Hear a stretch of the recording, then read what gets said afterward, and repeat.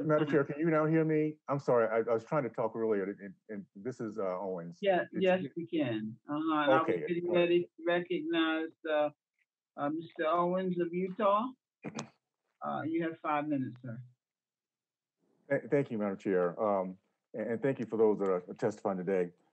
Let me just start off by saying I totally agree that in 1938, it was a racist act by the President Roosevelt to put in place what he did, not only there in this area, but also Social Security.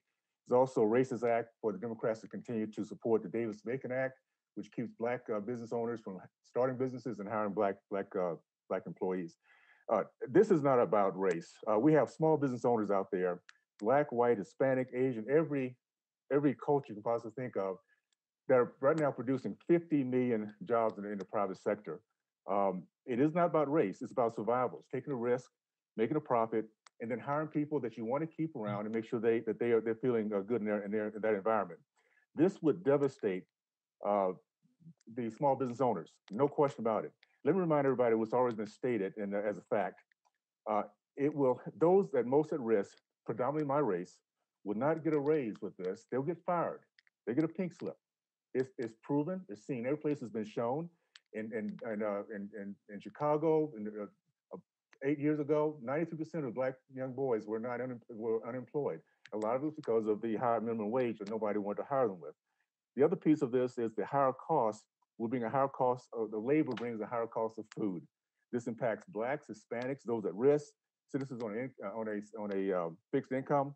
So no, this is not something that would work. And I wish that members across the board that come in this position would try starting a business at some point before we start putting these type of regulations and dictates on those that are trying to survive in business. So that being said, Mr. DeCamp, can you elaborate on some of the reasons that Congress exempted the agriculture establishment from certain requirements of the FLSA when it was enacted in 1938? And what makes these workplaces unique from wages and the hourly wage perspective? There's a few things about it. First is that the nature of the work tends to be a very short season and tends to involve very long hours during the day when that short season is happening. We're also talking about work that many of the workers in that space are migrant, and so they're moving from place to place. We're also talking about work where oftentimes the people that are doing this work are receiving housing and possibly food subsidy from the employer, certainly housing, sometimes food. And that affects the calculation of what even is the wage. And so that's another issue under the FLSA. I think the main issue with the FLSA and agricultural work is the necessary long hours.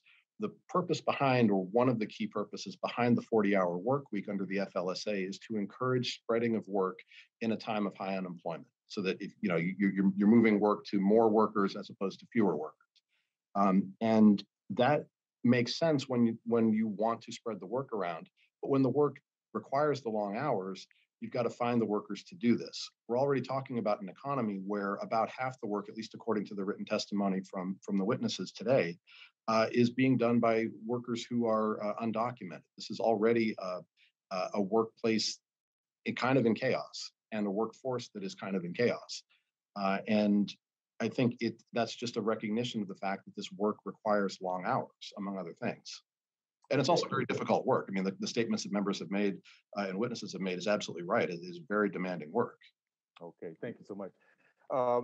For those who do not really understand the fact that when a business owner has to pay more for the labor, they don't quite understand how that translates to impacting those of us who have to pay for those services. You stated that the Fairness of Farm Workers Act would likely result in higher food prices for consumers at grocery store and restaurants. Again, this impacts those at risk, like my race, more than anybody else out there. Can you help those who are listening to understand why this would be the case?